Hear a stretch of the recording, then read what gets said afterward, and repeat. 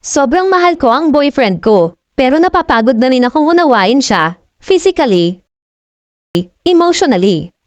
Dear Ate Vine, just call me Leian, isa po sa mga viewers ninyo.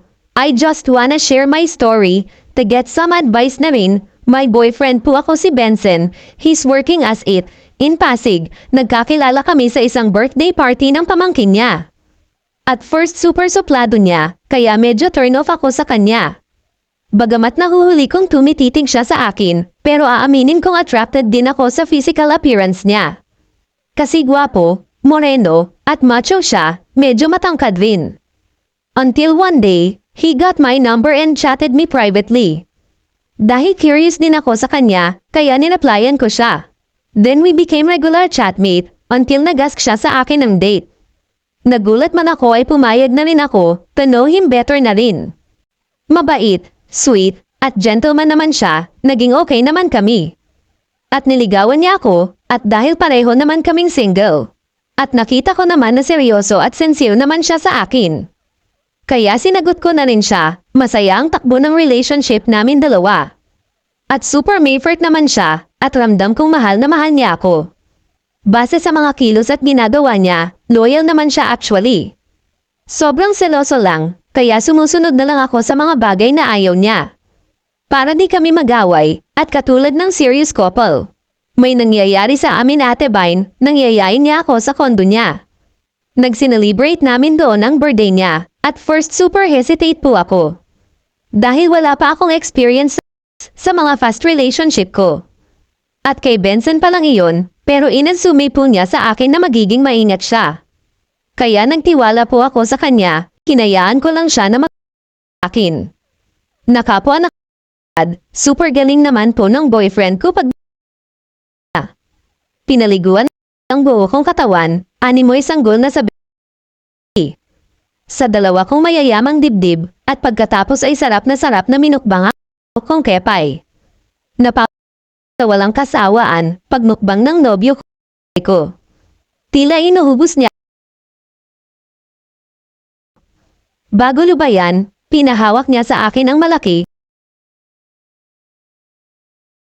Iyon na handang-handa sa labanan. Kinabahan ako ng dahan-dahan niya iyon sa dahil first time ko kaya di ko maiwasan masaktan, pero naging gentle naman siya. Kaya nang nakapag-adjust ako. Nakipagsabayan na rin ako sa kanya, sobrang mga sandaling iyon. Naramdaman ko ng lalo pang ng boyfriend ko ang until we meet climax,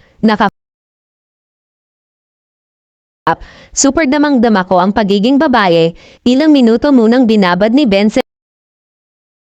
Habang nilalagay ang labi ko, sinabihan niya ako ng I love you, kita ko sa mukha ng nobyo ko ang labis na saya dahil siya ang lalaking nakakuha ng maingat at dahan sabaw ko.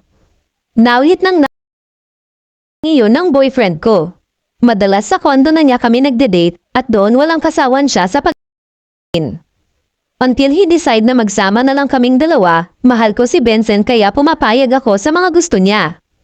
At alam kong mahal na mahalin niya ako, at alam kong hindi naman niya ako niloloko.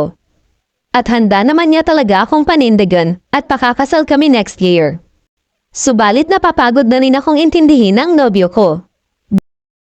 At gusto niyang siya palagi ang nasusunod. Very demanding din pagdating. Halos gabi-gabi niya akong Ate Vine. Masyado po siyang mainit, may pagkakataon pong magdamag niya akong lalo na kapag day off namin sa work, nagagalit siya kapag tumatanggi ako unless na masama ang pakiramdam ko. Pagod na po ako. And emotionally, naintindihin at palaging pagbigyan ang boyfriend ko sa pagiging sa akin, minsan wala na rin siyang pinipiling oras, basta gusto niya, kahit ayaw ko wala akong magawa, sabi niya sobrang mahal na mahal niya lang raw kasi ako, at pero paano naman po ako Ate Vine, paano ko po kaya mabibigyan ng limitasyon ng nobyo ko tungkol sa bagay na iyon, salamat po sa mga advice. More power to our page and show.